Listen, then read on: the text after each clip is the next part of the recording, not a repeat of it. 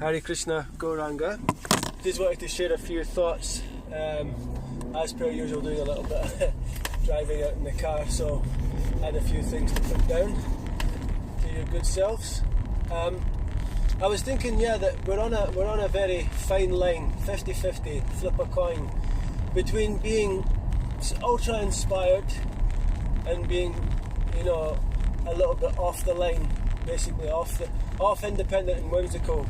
Why? Because I had this concept in my mind that everything is available to us in Krishna consciousness. Now, when everything is available to you, then you can become complacent. So that's the flip side. The other side is if everything's available to you, then you can be massively inspired, and then you can just rock it. You can just really go fast in Krishna consciousness. And what I mean by everything is available is that at this day and age, we have all the books and more. We have all Srila Prabhupada's Bhagavatam, Chaitanya Charitamrita, Bhagavad Gita, Nectar of Devotion, so on and so forth, all the small books. And alongside that, we also have all these different ones like Brihat Bhagavatamrita, Chaitanya Bhagavat, so many others are there. Books by Rupa Goswami, books by Jiva Goswami, so many detailed books are there, propounding and expanding on these points. And then we have things like Amala Bhakta Maharaj's Bhagavatam. His vision was incredible. Actually, I was thinking this, that just like Arjuna got the Bhagavad Gita spoken to him by Krishna for the people of Kali Yuga. Srila Vyasadeva had wrote all the Vedas, then the Vedanta Sutra to try and explain it further. And then, again, the Srimad Bhagavatam, after he spoke to Narada Muni, and Narada Muni says, you haven't made Bhakti Yoga clear.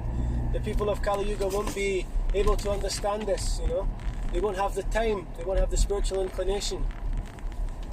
So now everything's in place for us. Thousands and hundreds of thousands of lectures on ISKCON Desire Tree, speaking about every single facet of material life and spiritual life for us to become inspired in Krishna consciousness. But if we don't take it, then we can just as quickly, just fall away. If we just think, oh, well, that's all available to me, so I'll get it later. This is the mentality, I'll get it later. In India, spiritual life is understood to be for the elderly. I'll do all my thing throughout my life and then take sannyas later. So it's kind of like that in the West as well. Oh yeah, I'm young now, I better pursue some, happiness and material life and so on and so forth, some foundation, and then I can get into my spiritual life. So yeah, it's a very fine line, 50-50. Everything is available to us. It means we have to take it seriously, it means we have to take full advantage. And, otherwise, we're just doing our own thing. This is what I was speaking about the other day from the Nectar of Instruction, about independent and whimsical. That we just think, well, okay, Krishna consciousness is nice at that high level, but it's not me, I can't attain that level, so I'll just drift, And Radhanath Swami made an amazing point in one lecture I heard, one of his old ones. He said that when you go into cruise control, you eventually slow down, If you drift, you just drift off, If you're out in the sea in a boat and you're just drifting, it just means you're just floating there without any direction, and you're not certainly going anywhere fast, And gradually you'll lose your speed and just drift off. So we should always be pushing, we should always be capturing, because actually we should appreciate what's there.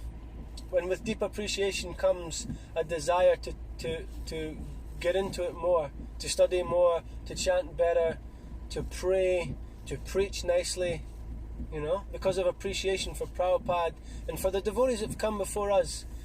In the early days, the devotees, they couldn't even go on the street and do any preaching. They were put in jail, they were kicked and sworn at, and all kinds of abuse and obstacles were there. But they just kept on trying, kept on pushing, kept on going, and then they eventually made the streets pure. They made the streets softened up. So the devotees that came in the 90s and 2000s were able to distribute books like anything. And of course our modern generation should be able to also do the same thing. Harinam, you can just set your book table up and do your thing without any problem, We now have all these digital technologies available to us to preach. And we have favourable people. People have been hearing about so much philosophy off the back of Krishna consciousness. you know, when the devotees came, obviously a small handful of devotees in different areas around the world and at varying degrees of advancement can only catch so many. You know, there might be one fired up devotee in one city and a few other devotees, so he's busy spending his time looking after them or guiding them, doing Namhat programs and these kind of things, but then he doesn't have time to actually go out and preach to fresh people. And even if he does, how many fresh people can he preach to?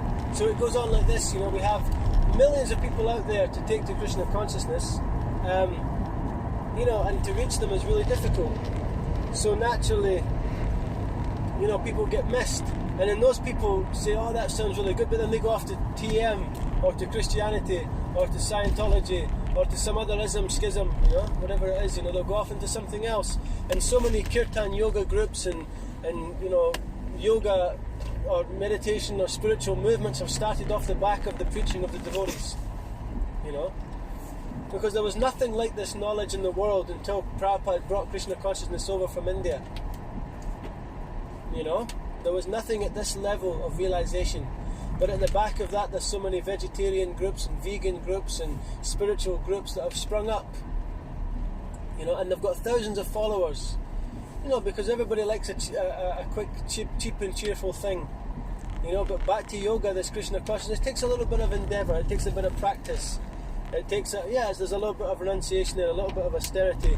And we don't really like that, you know, we think, oh, you know, that seems a bit too much, you know. But actually, you know, we can actually conquer our minds when they wander off by suitable practice and detachment, Krishna says in the Bhagavad Gita, you know. So yeah, this is what I was thinking when I, you know, hearing this Bhagavatam. It's for us in this age. We don't always have time to sit and read for 2 hours a day like Prabhupada asked, to study his books every single day. So we can hear them. We can hear the Bhagavatam, you know.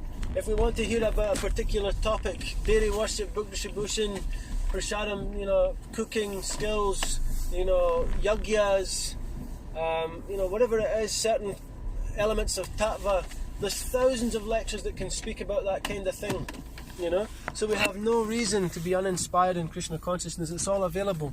So we just have to take it. We just have to want it, you know. So this is my thought for today, that it's a very 50-50 platform. You know, you can slip either way, but let's definitely not slip off into unenthused actions. You know, let's go for the juice of Krishna consciousness. Srila Prabhupada ki jai, Gaura Premanandi Hari.